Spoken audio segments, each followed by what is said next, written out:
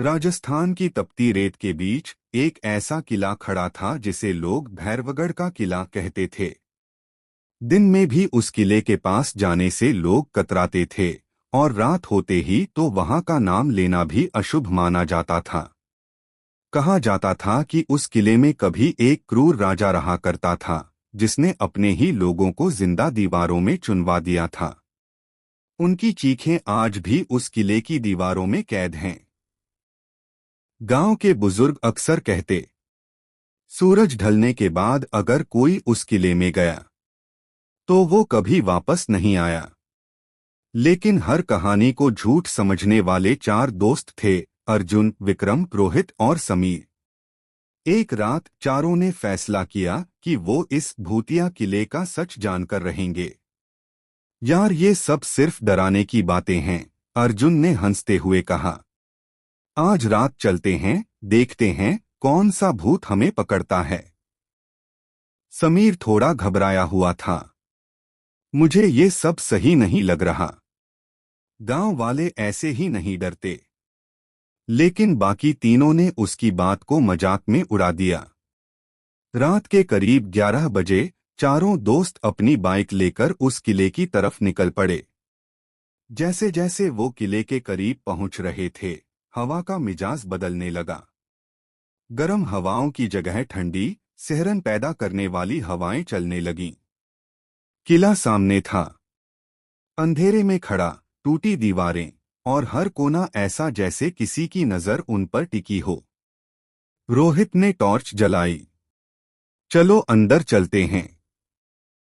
जैसे ही उन्होंने किले के मुख्य दरवाजे को धक्का दिया, दरवाजा खुद ब खुद चर्रर्र की आवाज के साथ खुल गया। चारों एक पल के लिए रुक गए। हवा की वजह से होगा, विक्रम ने खुद को समझाया। लेकिन अंदर कदम रखते ही एक अजीब सी गंध ने उनका स्वागत किया, जैसे कुछ बहुत पुराना और सड़ा हुआ। दीवारों पर पुराने खून के निशान जैसे अभी भी ताजा लग रहे थे। समीर ने धीरे से कहा, यार, हमें वापस चलना चाहिए।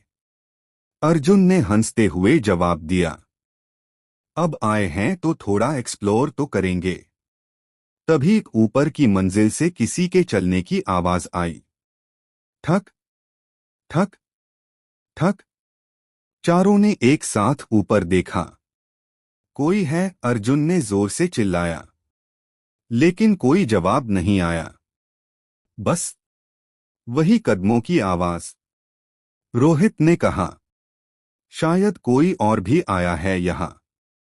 विक्रम बोला, चलो ऊपर चलते हैं। जैसे ही वो सीढ़ियों की तरफ बढ़े, अचानक पीछे का दरवाजा जोर से बंद हो गया। धड़ाम। चारों डर के मारे उछल पड़े। ये क्या था? समीर चीख पड़ा। अर्जुन ने दरवाजा खोलने की कोशिश की, लेकिन अब वो दरवाजा बिल्कुल नहीं खुल रहा था। और तभी ऊपर से एक और आवाज आई।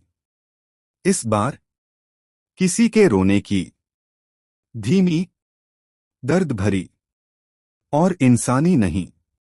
चारों के चेहरे का रंग उड़ चुका था। अर्जुन ने कांपती आवाज में कहा, अब तो देखना पड़ेगा, ये है कौन।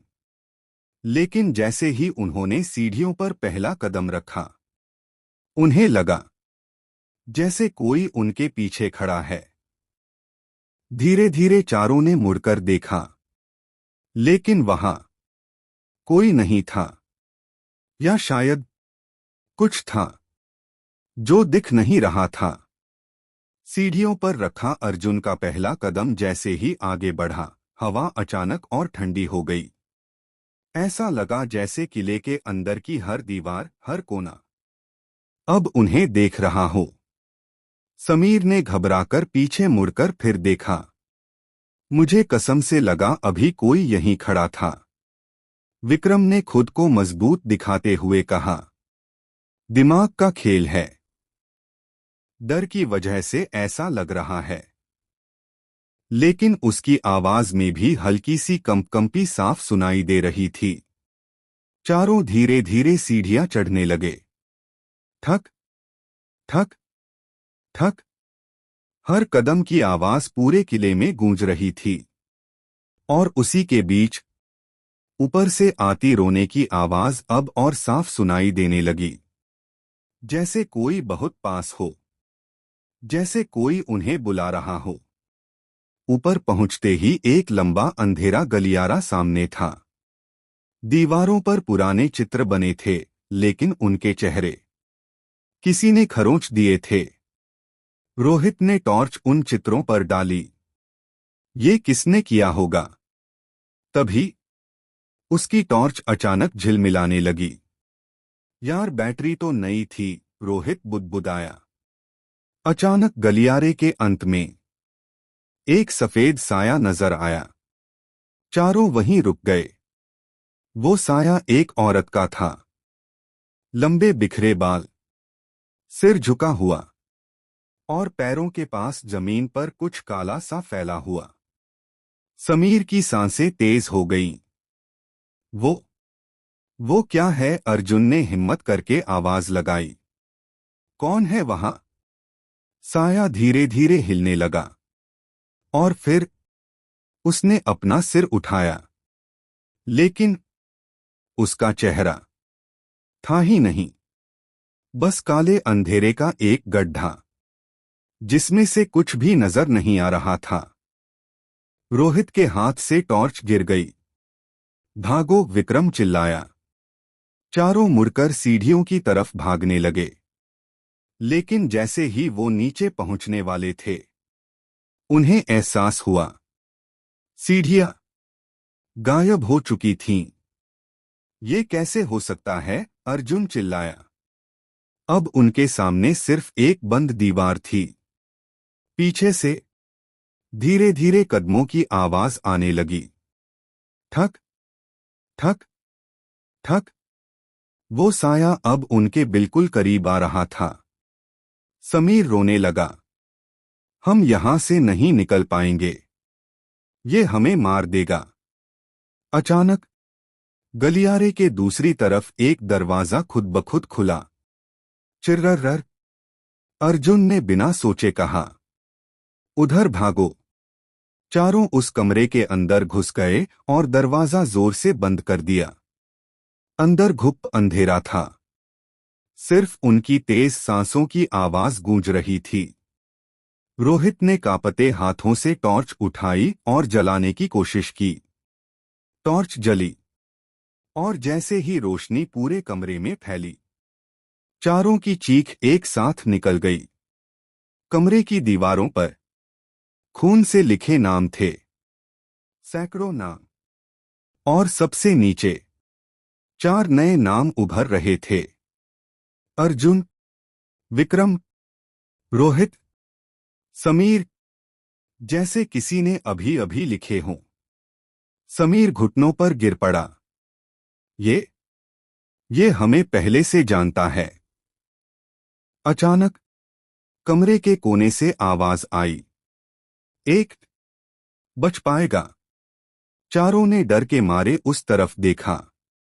वही साया अब कमरे के अंदर था, और इस बार वो मुस्कुरा रहा था, लेकिन उसके चेहरे पर अब भी कुछ नहीं था। कमरे में फैली उस आवाज ने जैसे चारों दोस्तों की रूह तक जमा दी। एक बच पाएगा? अर्जुन ने हिम्मत जुटाकर पूछा। तू तू कौन है? हमसे क्या चाहता है? लेकिन जवाब में सिर्फ एक खाली हंसी गूंजी। ऐसी हंसी जिसमें इंसानियत का नाम तक नहीं था। रोहित पीछे हटते हुए बोला, ये हमें मार देगा। हमें यहां से निकलना होगा। तभी अचानक कमरे का दरवाजा खुद ब खुद खुल गया। धड़ाम! बाहर का गलियारा अब और भी अंधेरा था। अर्जुन ने बिना समय गवाए कहा, भागो! अलग अलग हो जाते हैं, शायद कोई रास्ता मिल जाए। नहीं, साथ रहेंगे, समीर चिल्लाया। लेकिन तभी कुछ ठंडा समीर के पैर को पकड़ लेता है। समीर जोर से चीख पड़ा। तीनों ने मुड़कर देखा। समीर के पैरों के पास जमीन से काले हाथ निकल आए थे, जो उसे नीचे खींच रहे थे। समीर को पकड़ो, अर्जुन चिल्लाया। विक्रम और रोहित ने उसे खींचने की कोशिश की, लेकिन वो हाथ इंसानों के नहीं थे। उनकी पकड़ असंभव रूप से मजबूत थी। समीर रोते हुए चिल्लाया, मुझे मत छोड़ो, प्लीज, मुझे बचाओ। उसकी उंगलियां अर्जुन के हाथ से छूटती जा रही थीं। और फिर एक झटका लगा और समीर जमीन के अंदर समा गया, जैसे वो कभी था ही नहीं। कमरे में सन्नाटा छा गया। सिर्फ समीर की आखिरी चीख की गूंज रह गई। रोहित के हाथ कांप रहे थे। वो खत्म हो गया। हमने उसे खो दिया। विक्रम की आंखों में डर साफ दिख रहा था। ये जगह जिंदा है। ये हमें एक एक करके खत्म करेगी। अर्जुन पहली बार चुप था। उसका चेहरा सख्त हो गया था। तभी दीवार पर खून से लिखा नाम समीर धीरे धीरे मिट गया। अब वहां सिर्फ 3 नाम बचे थे, अर्जुन, विक्रम, रोहित। और नीचे एक नई लाइन उभरी, 3 बाकी। रोहित घुटनों पर गिर पड़ा। हम नहीं बचेंगे, कोई नहीं बचेगा। तभी फिर वही आवाज आई, इस बार और भी करीब से। अगला कौन? तीनों ने एक साथ पीछे मुड़कर देखा। गलियारे के अंत में वही साया खड़ा था, लेकिन अब उसके पीछे और भी साये खड़े थे। दर्जनों, सैकड़ों, जैसे किले की हर आत्मा अब जाग चुकी हो। अर्जुन ने तेजी से कहा, हमें नीचे जाना होगा, कोई तो रास्ता होगा। विक्रम ने कांपते हुए पूछा, और अगर नहीं मिला तो? अर्जुन ने उसकी आंखों में देखते हुए कहा, तो हम अगली बलि होंगे। तीनों धीरे धीरे पीछे हटने लगे। लेकिन उन्हें पता नहीं था, इस किले में रास्ते नहीं बदलते, यहां शिकार बदलते हैं। समीर के गायब होने के बाद किले की हवा ही बदल चुकी थी। अब वहां सिर्फ डर नहीं था, मौत की मौजूदगी साफ महसूस हो रही थी। अर्जुन, विक्रम और रोहित धीरे धीरे गलियारे से नीचे की ओर बढ़ने लगे। हर कदम के साथ ऐसा लग रहा था जैसे जमीन उन्हें पहचान रही हो। अचानक रोहित रुक गया। रुको, उसने धीमी आवाज में कहा। क्या हुआ? अर्जुन ने पूछा। रोहित की नजर सामने दीवार पर जमी थी, जहां एक पुराना आईना टंगा हुआ था। लेकिन उस आईने में सिर्फ 2 परछाइयां दिख रही थीं, अर्जुन और विक्रम की। रोहित की कोई परछाई ही नहीं थी। ये क्या है? रोहित की आवाज कांप गई। विक्रम ने आईने में देखा और पीछे हट गया। तेरी तेरी परछाई कहाँ है? रोहित ने अपने हाथ हिलाए, लेकिन आईना खाली ही रहा। अर्जुन ने गंभीर होकर कहा, इसका मतलब कुछ तेरे साथ हो चुका है। नहीं, मैं ठीक हूं, रोहित जोर से बोला। ये सब दिमाग का खेल है। लेकिन तभी आईने में एक और परछाई उभरी। रोहित के ठीक पीछे वही सफेद साया खड़ा था। अर्जुन चीखा, रोहित, पीछे देख। रोहित ने धीरे धीरे मुड़कर देखा, लेकिन वहां कुछ नहीं था। जैसे ही उसने फिर आईने की तरफ देखा, अब आईने में सिर्फ वही साया खड़ा था और रोहित गायब था। रोहित, विक्रम चिल्लाया, लेकिन तभी पीछे से एक धीमी आवाज आई, मैं यहीं हूं। दोनों ने पलटकर देखा। रोहित वहीं खड़ा था, लेकिन उसकी आंखें पूरी तरह काली हो चुकी थीं और उसके होठों पर एक अजीब सी मुस्कान थी। अर्जुन पीछे हट गया। तू रोहित नहीं है। रोहित ने धीरे धीरे सिर तिरछा किया और बोला, रोहित अब यहां नहीं है। अचानक वो तेजी से उनकी तरफ बढ़ा। विक्रम डर के मारे गिर पड़ा। ये क्या बन गया है? अर्जुन ने उसे उठाया। भागो! दोनों जान बचाकर दौड़ने लगे। पीछे से रोहित की आवाज गूंज रही थी, तुम दोनों में से अगला कौन? उनकी सांसें तेज हो चुकी थीं। दिल जोर जोर से धड़क रहा था। तभी उन्हें एक टूटा हुआ दरवाजा दिखा। दोनों तुरंत अंदर घुस गए और उसे बंद कर दिया। अंदर एक पुराना कमरा था, जहां बीच में एक पत्थर की वेदी बनी हुई थी। उस पर सूखे खून के निशान थे।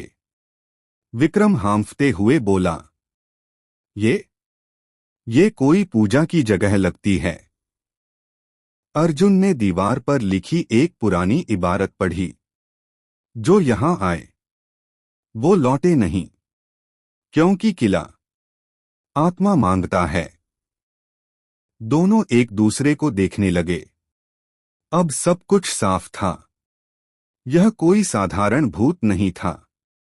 यह किला खुद जिंदा था और वो अपने शिकार को या तो मार देता था या उसे अपने जैसा बना लेता था। तभी दरवाजे के बाहर किसी के खुरचने की आवाज आने लगी। खररर, खररर। और फिर रोहित की वही आवाज, लेकिन इस बार और भी भयानक। दरवाजा खोलो, मैं अकेला नहीं हूं। अर्जुन और विक्रम की सांसें थम गईं, क्योंकि उन्हें एहसास हो चुका था, अब वो सिर्फ एक नहीं, पूरे किले से घिरे हुए हैं।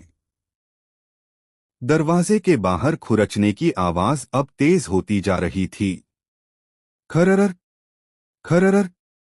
धड़ाम, धड़ाम। विक्रम डर के मारे कांप रहा था।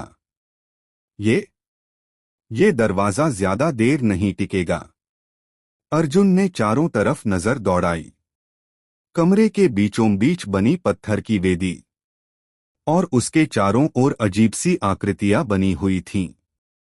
ये कोई साधारण जगह नहीं है, अर्जुन ने धीरे से कहा। शायद यहीं से सब शुरू हुआ था। तभी धड़ाम, दरवाजा जोर से हिला। लकड़ी में दरारें पड़ने लगीं। बाहर से कई आवाजें एक साथ गूंज रही थीं। रोहित की, समीर की और कुछ अनजान आवाजें। दरवाजा खोलो, हम भी अंदर आना चाहते हैं। अब तुम्हारी बारी है। विक्रम चीख पड़ा, ये हमें जिंदा नहीं छोड़ेंगे। अर्जुन ने वेदी के पास जाकर देखा। वहां एक पुरानी तलवार रखी थी, जंग लगी हुई, लेकिन उस पर ताजा खून के निशान थे। उसके पास एक शिला पर कुछ लिखा था, एक जीवन बदले में एक मुक्ति। अर्जुन की आंखें फैल गईं। इसका मतलब, उसने बुदबुदाया, अगर हम किसी एक को बलि दें तो शायद दूसरा बच सकता है। विक्रम ने उसकी तरफ देखा। उसकी आंखों में डर के साथ साथ शक भी था। तू क्या कह रहा है? विक्रम धीरे से बोला। अर्जुन ने उसकी तरफ कदम बढ़ाए। मैं सच कह रहा हूं। ये किला एक आत्मा चाहता है। अगर हम उसे दे दें तो शायद हम बच सकते हैं। विक्रम पीछे हटने लगा। नहीं, नहीं अर्जुन, हम दोस्त हैं। ऐसा मत सोच। अचानक दरवाजा टूट गया। धड़ाम। बाहर खड़े साए अंदर घुसने लगे। काले, डरावने और भूखे। उनमें से एक रोहित था। उसकी काली आंखें सीधे विक्रम पर टिकी थीं। समय खत्म, रोहित की आवाज गूंजी। विक्रम घबरा गया। अर्जुन, कुछ कर। अर्जुन के हाथ में तलवार थी। उसकी सांसें तेज थीं और उसकी आंखों में एक अजीब सा फैसला। अगले ही पल छपाक, तलवार विक्रम के सीने के आर पार हो गई। विक्रम की आंखें फैल गईं। तू तूने मुझे। उसकी आवाज टूट गई।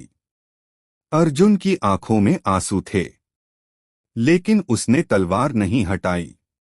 मुझे माफ कर दे, उसने धीमे से कहा। विक्रम जमीन पर गिर पड़ा। उसकी सांसें धीरे धीरे थम गईं और उसी पल कमरे की सारी आवाजें अचानक बंद हो गईं। सारे साए रुक गए, जैसे किसी ने उन्हें रोक दिया हो। फिर दीवार पर लिखा नाम विक्रम धीरे धीरे मिट गया। अब सिर्फ एक नाम बचा था, अर्जुन। और नीचे नई लाइन उभरी। एक बच गया। अर्जुन ने कांपते हुए पीछे देखा। सारे साए धीरे धीरे गायब हो रहे थे। कमरे में सन्नाटा छा गया। दरवाजा खुद ब खुद खुल गया। बाहर किले का रास्ता साफ दिखाई दे रहा था। अर्जुन लड़खड़ाते कदमों से बाहर निकला। उसके कानों में अब भी विक्रम की आखिरी आवाज गूंज रही थी। तूने मुझे। लेकिन वो रुक नहीं सकता था। वो भागता रहा, भागता रहा, जब तक कि वो किले के बाहर नहीं आ गया। सुबह की पहली किरण उसके चेहरे पर पड़ी। वो बच चुका था, या उसे बचा लिया गया था। लेकिन जैसे ही उसने पीछे मुड़कर किले की तरफ देखा, किले के दरवाजे पर 3 साए खड़े थे। समीर, रोहित, विक्रम, और वो मुस्कुरा रहे थे। सुबह की ठंडी हवा अर्जुन के चेहरे से टकरा रही थी, लेकिन उसके भीतर अभी भी रात का डर जिंदा था। वो किले से दूर खड़ा था, हांफता हुआ, थका हुआ और अंदर से पूरी तरह टूट चुका। उसने पीछे मुड़कर आखिरी बार किले की तरफ देखा। दरवाजे पर खड़े 3 साए अब गायब हो चुके थे। खत्म, सब खत्म, अर्जुन ने खुद से कहा। वो धीरे धीरे अपनी बाइक की तरफ बढ़ा। हाथ कांप रहे थे, दिमाग सुन्न था। जैसे ही उसने बाइक स्टार्ट की, एक पल के लिए उसे लगा कोई उसके पीछे बैठा है। उसने तुरंत मुड़कर देखा, कोई नहीं था। मैं पागल हो रहा हूं, उसने गहरी सांस ली और वहां से निकल पड़ा। गांव पहुंचते पहुंचते सूरज पूरी तरह निकल चुका था। लोग अपने अपने काम में लगे थे, जैसे कुछ हुआ ही न हो। लेकिन जैसे ही अर्जुन गांव के अंदर घुसा, लोगों की नजरें उस पर टिक गईं। एक अजीब सा सन्नाटा फैल गया।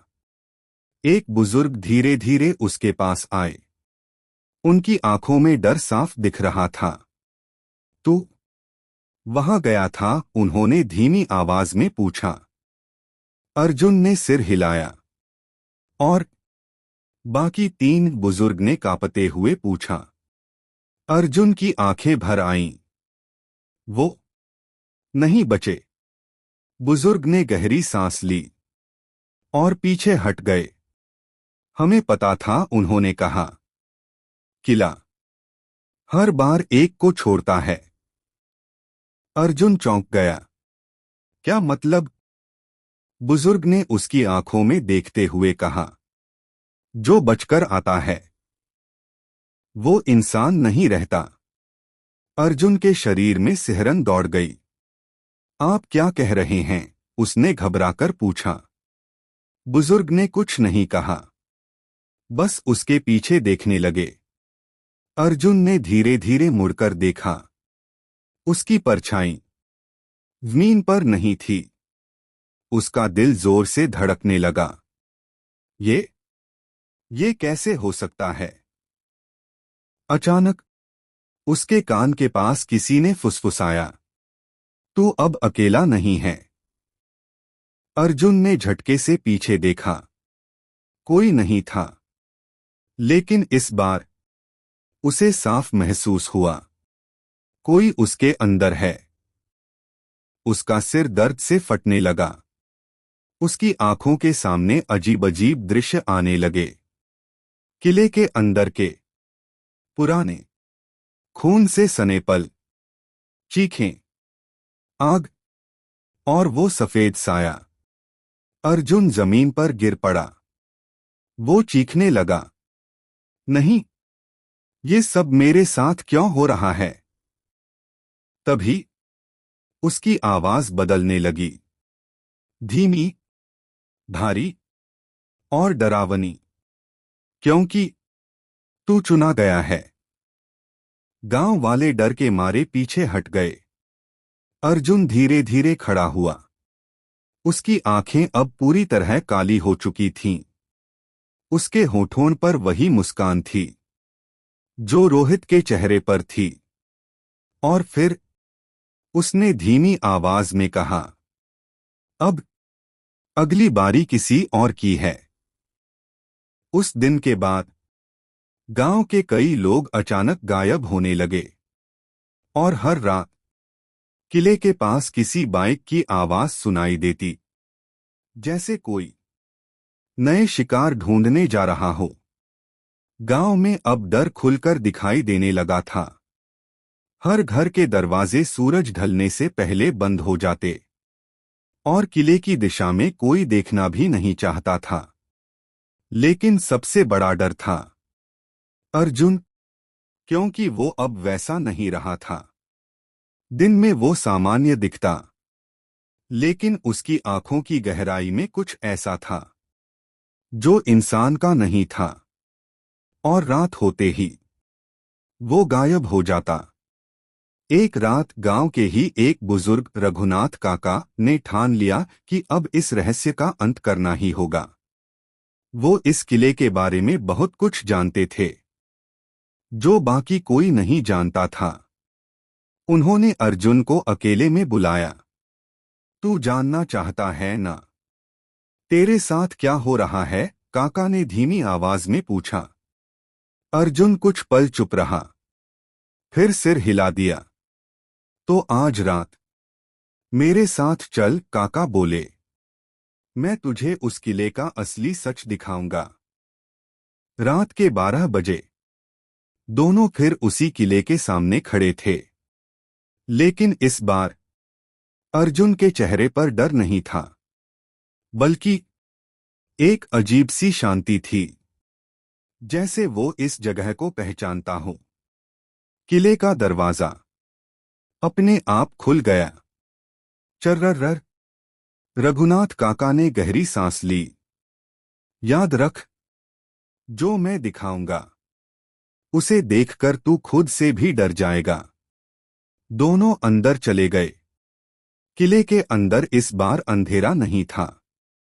दीवारों पर खुद ब खुद मशालें जल उठीं, जैसे किला उनका स्वागत कर रहा हो।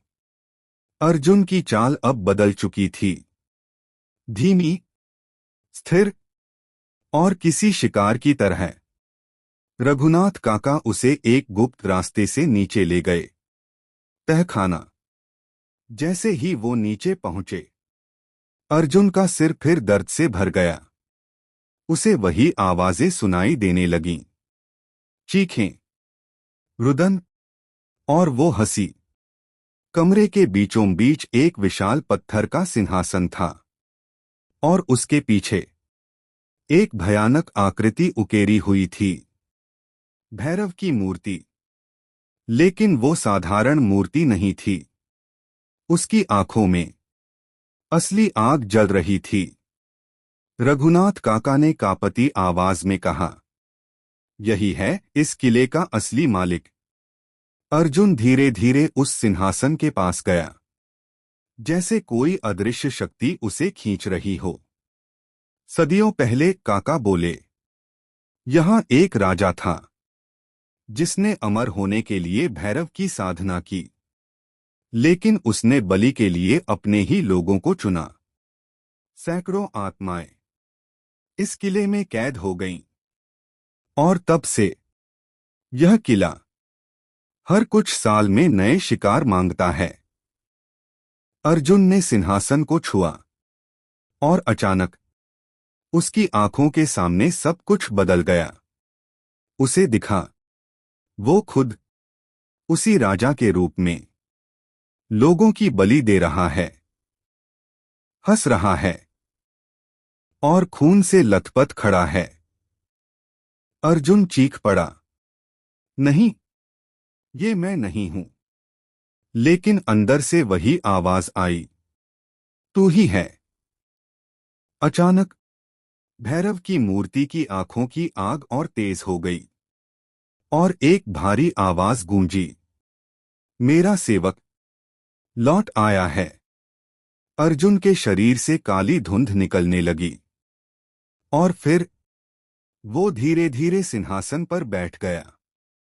रघुनाथ काका डर के मारे पीछे हट गए। नहीं, ये नहीं हो सकता, वो बुदबुदाए। अर्जुन ने सिर उठाया। अब उसकी आंखें सिर्फ काली नहीं थीं, बल्कि उनमें आग जल रही थी। उसने काका की तरफ देखा और मुस्कुराया, अब मैं सिर्फ शिकार नहीं, मैं इस किले का मालिक हूं। अचानक तहखाने के सारे दरवाजे बंद हो गए। सैकड़ों साए दीवारों से निकलकर बाहर आने लगे और अर्जुन की आवाज गूंजी, अब यह सिलसिला कभी नहीं रुकेगा। तहखाने में गूंजती उस आवाज के साथ पूरा किला जैसे जाग उठा था। दीवारों से निकलते साए अब अर्जुन के चारों ओर घूम रहे थे, जैसे अपने नए मालिक का स्वागत कर रहे हों। रघुनाथ काका जमीन पर गिर पड़े। नहीं, ये नहीं होना चाहिए था।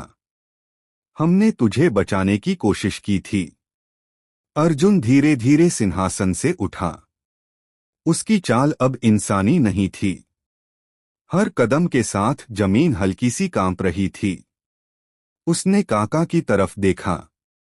उसकी आंखों में अब कोई भावना नहीं थी, न डर, न पछतावा, सिर्फ भूख। बचाने अर्जुन ने धीमी भारी आवाज में कहा, तुमने मुझे यहां लाकर मेरा असली रूप जगा दिया है। काका पीछे हटते हुए बोले, अर्जुन, तू अभी भी अंदर कहीं है। लड़ इससे कुछ पल के लिए।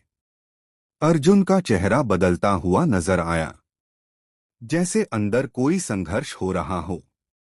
उसकी आंखों की आग हल्की सी बुझी। लेकिन तभी भैरव की मूर्ति की आंखें और तेज चमक उठीं और वही भारी आवाज गूंजी, दया कमजोरी है। अर्जुन का चेहरा फिर सख्त हो गया। उसने हाथ उठाया और अचानक काले साए रघुनाथ काका की तरफ लपके। काका चीख उठे। नहीं। कुछ ही पलों में उनकी आवाज खामोशी में बदल गई और वहां कुछ भी नहीं बचा। अब किला पूरी तरह अर्जुन के नियंत्रण में था। हर आत्मा, हर साया उसका आदेश मान रहा था। उस रात के बाद गांव में एक अजीब सन्नाटा छा गया। लोगों का गायब होना बढ़ गया। कोई खेत से नहीं लौटा, कोई घर से बाहर गया और फिर वापस नहीं आया। लेकिन सबसे डरावनी बात थी, हर गायब होने से पहले लोगों ने एक ही चीज देखी थी। एक लड़का जिसकी आंखों में आग जल रही थी। अर्जुन अब हर रात किले से निकलता, धीरे धीरे गांव की तरफ बढ़ता और फिर किसी एक को चुनता। उसकी नजर जिस पर पड़ती वो बच नहीं पाता। एक रात एक छोटा बच्चा अपने घर के बाहर खेल रहा था। अचानक उसे लगा कोई उसे देख रहा है। उसने पीछे मुड़कर देखा। अंधेरे में अर्जुन खड़ा था। कौन हो तुम? बच्चे ने मासूमियत से पूछा। अर्जुन कुछ पल चुप रहा। उसकी आंखों में एक हल्की सी झलक आई, जैसे अंदर का इंसान अभी भी जिंदा हो। लेकिन तभी उसके कानों में वही आवाज गूंजी, शिकार। अर्जुन के चेहरे पर फिर वही डरावनी मुस्कान आ गई। वो धीरे धीरे बच्चे की तरफ बढ़ा। तभी अचानक एक तेज रोशनी उस पर पड़ी। रुक जा, किसी ने चिल्लाया। गांव के कुछ लोग मशाले लेकर खड़े थे। उन्होंने सब कुछ देख लिया था। ये इंसान नहीं है, एक आदमी चिल्लाया। इसे यहीं खत्म करना होगा। अर्जुन रुक गया। उसने चारों तरफ देखा। लोगों की आंखों में डर था, लेकिन इस बार डर के साथ गुस्सा भी था। अर्जुन हल्का सा मुस्कुराया। तुम मुझे नहीं रोक सकते। अचानक जमीन हिलने लगी। किले की दिशा से काले साए दौड़ते हुए आए। सैकड़ों, हजारों। पूरा आसमान अंधेरे से भर गया। लोग डर के मारे पीछे हट गए। अर्जुन ने हाथ उठाया और साए उनके चारों ओर फैल गए। अब उसने धीरे से कहा, तुम सब मेरे हो। उस रात गांव की आधी आबादी गायब हो गई और किला पहले से कहीं ज्यादा ताकतवर हो गया। लेकिन कहानी अभी खत्म नहीं हुई थी, क्योंकि हर अंधेरे के पीछे एक आखिरी उम्मीद छुपी होती है। गांव अब लगभग उजड़ चुका था। जहां कभी बच्चों की हंसी गूंजती थी, वहां अब सिर्फ सन्नाटा था। आधे से ज्यादा लोग गायब हो चुके थे और जो बचे थे वो हर रात डर के साए में जी रहे थे। लेकिन उन्हीं बचे हुए लोगों में एक लड़की थी, गौरी। गौरी वही थी जिसने अर्जुन को बचपन से जाना था। वही जो उसके साथ खेली थी, हंसी थी और शायद उसे सबसे ज्यादा समझती थी। गौरी को यकीन था, अर्जुन अभी पूरी तरह खत्म नहीं हुआ। उसके अंदर कहीं ना कहीं वो पुराना अर्जुन अभी भी जिंदा है। एक रात गौरी ने अकेले किले में जाने का फैसला किया। अगर मैं नहीं गई तो कोई नहीं बचेगा, उसने खुद से कहा। गांव वालों ने उसे रोकने की कोशिश की, लेकिन इस बार डर से बड़ा उसका हौसला था। रात के अंधेरे में गौरी किले के सामने खड़ी थी। वही किला, लेकिन अब पहले से कहीं ज्यादा डरावना। दरवाजा अपने आप खुल गया, जैसे किला उसे अंदर बुला रहा हो। अंदर कदम रखते ही चारों तरफ सन्नाटा था, लेकिन वो सन्नाटा शांत नहीं था। वो ऐसा था जैसे कोई छुपकर उसे देख रहा हो। गौरी ने हिम्मत करके आवाज लगाई, अर्जुन। उसकी आवाज किले में गूंज गई। कुछ पल कुछ भी नहीं हुआ। फिर अंधेरे से एक आकृति बाहर आई।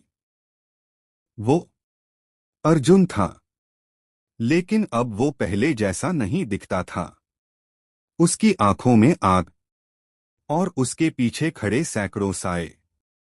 गौरी का दिल जोर से धड़कने लगा, लेकिन वो पीछे नहीं हटी। अर्जुन, मैं जानती हूं तू अंदर कहीं है, उसने कहा। अर्जुन कुछ पल चुप रहा। उसकी आंखों की आग हल्की सी कांपी। वापस चली जा, उसने भारी आवाज में कहा, वरना तू भी बाकी लोगों जैसी हो जाएगी। गौरी की आंखों में आंसू आ गए। तू ऐसा नहीं है। तू किसी का मालिक नहीं। तू इंसान है। अचानक अर्जुन का चेहरा बदलने लगा, जैसे अंदर कुछ टूट रहा हो। उसने सिर पकड़ लिया। चली जा, वो चीखा। उसकी आवाज में इस बार दर्द था। तभी भैरव की वही भारी आवाज गूंजी। कमजोरी। किले की दीवारें कांपने लगीं। सारे साए गौरी की तरफ बढ़ने लगे। अर्जुन अचानक शांत हो गया। उसकी आंखों की आग फिर तेज हो गई। अब देर हो चुकी है, उसने ठंडी आवाज में कहा। गौरी ने आखिरी बार कहा, अगर तू मुझे मार देगा तो तू हमेशा के लिए खो जाएगा। कुछ पल के लिए सब कुछ रुक गया। अर्जुन की आंखों में फिर से वही पुरानी झलक आई। उसने धीरे धीरे हाथ उठाया, लेकिन इस बार साए रुक गए। भैरव की आवाज गुस्से में गूंजी, तू मेरा सेवक है। अर्जुन दर्द से चीखा, नहीं। उसका शरीर कांपने लगा, जैसे वो दो हिस्सों में बंट रहा हो। गौरी धीरे धीरे उसकी तरफ बढ़ी और उसका हाथ पकड़ लिया। तू अकेला नहीं है, उसने धीरे से कहा। अर्जुन की आंखों से आंसू बहने लगे। आग धीरे धीरे बुझने लगी। लेकिन तभी भैरव की मूर्ति से काली धुंध निकलकर उनकी तरफ बढ़ी। पूरा किला हिलने लगा। अंतिम संघर्ष शुरू हो चुका था। किले की दीवारें जोर जोर से कांप रही थीं, जैसे सदियों से दबा हुआ अंधेरा अब फटने वाला हो। भैरव की मूर्ति से निकलती काली धुंध तेजी से अर्जुन और गौरी की ओर बढ़ रही थी। गौरी ने अर्जुन का हाथ कसकर पकड़ रखा था। तू लड़ सकता है। तू इससे जीत सकता है। अर्जुन की सांसें भारी हो चुकी थीं। उसके चेहरे पर दर्द साफ दिख रहा था। उसके अंदर दो ताकतें लड़ रही थीं। एक जो उसे इंसान बनाए रखना चाहती थी। दूसरी जो उसे हमेशा के लिए अंधेरे में डुबो देना चाहती थी। तू मेरा है। भारी आवाज पूरे किले में गूंजी। काली धुंध अब उनके चारों तरफ घूम रही थी। सारे साए फिर से जाग उठे। समीर, रोहित, विक्रम, सबकी परछाइयां वहां मौजूद थीं। लेकिन इस बार उनके चेहरे पर दर्द था, गुस्सा नहीं। जैसे वो भी मुक्त होना चाहते हों।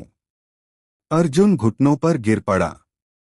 मैं मैं नहीं बनना चाहता ये, उसने टूटती आवाज में कहा। गौरी ने उसके कंधे पर हाथ रखा। तो मत बन, खत्म कर दे इसे। अर्जुन ने ऊपर देखा। भैरव की मूर्ति। उसकी आंखों की आग अब और भयानक हो चुकी थी। तभी अर्जुन की नजर उस पुरानी तलवार पर पड़ी, जो पास ही जमीन पर गिरी हुई थी। वही तलवार जिससे उसने विक्रम की जान ली थी। उसके हाथ कांपने लगे। अगर इसे खत्म करना है, उसने धीरे से कहा, तो किसी को फिर से मरना होगा। गौरी उसकी बात समझ गई। उसने धीरे से मुस्कुराया। अगर मेरी जान से सबकी मुक्ति हो सकती है तो मैं तैयार हूं। अर्जुन की आंखें फैल गईं। नहीं, मैं तुझे नहीं खो सकता। गौरी ने उसका चेहरा पकड़ा। तू मुझे खोएगा नहीं, तू मुझे बचाएगा, सबको बचाएगा। काली धुंध अब बिल्कुल करीब आ चुकी थी। भैरव की आवाज गूंजी। समय खत्म। अर्जुन ने तलवार उठाई। उसके हाथ कांप रहे थे। उसकी आंखों से आंसू बह रहे थे। गौरी ने आंखें बंद कर लीं। कर दे, उसने धीरे से कहा। कुछ पल के लिए सब कुछ शांत हो गया। फिर छपाक, तलवार की आवाज गूंजी। काली धुंध अचानक रुक गई। सारे साए एक साथ चीख उठे। किला हिलने लगा। दीवारें टूटने लगीं। भैरव की मूर्ति में दरारें पड़ने लगीं। लेकिन जमीन पर गिरी थी तलवार, खून से सनी हुई। और उसके सामने गौरी खड़ी थी, सही सलामत। अर्जुन उसके सामने घुटनों पर था। तलवार उसके अपने सीने में धंसी हुई थी। गौरी चीख उठी। अर्जुन! अर्जुन ने मुश्किल से मुस्कुराया। इस बार मैंने सही बलि चुनी है। उसकी आंखों की आग पूरी तरह बुझ चुकी थी। अब वहां सिर्फ वही पुराना अर्जुन था। काली धुंध एक जोरदार चीख के साथ बिखर गई। भैरव की मूर्ति टूटकर गिर गई। सारे साए धीरे धीरे गायब होने लगे। और उनके साथ समीर, रोहित, विक्रम, सबकी आत्माएं मुक्त हो गईं। किला अब शांत था।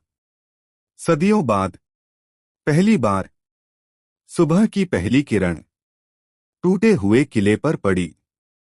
गौरी अर्जुन के पास बैठी थी। उसकी आंखों से आंसू रुक नहीं रहे थे। लेकिन उसके चेहरे पर एक सुकून था, क्योंकि इस बार अंधेरा हार चुका था।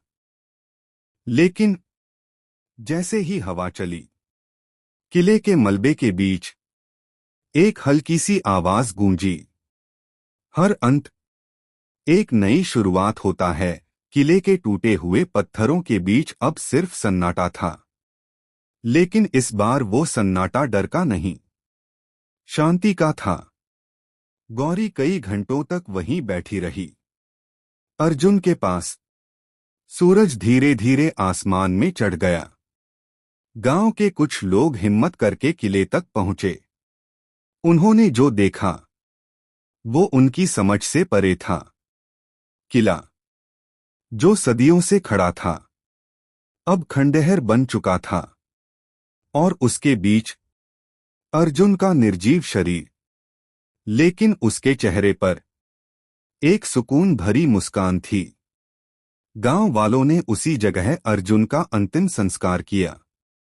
और वहीं एक छोटा सा स्मारक बनाया गया, जिस पर लिखा था, जिसने खुद को खोकर सबको बचा लिया। समय बीतता गया। गांव में फिर से जिंदगी लौट आई। बच्चों की हंसी, खेतों में हरियाली, और लोगों के चेहरों पर सुकून।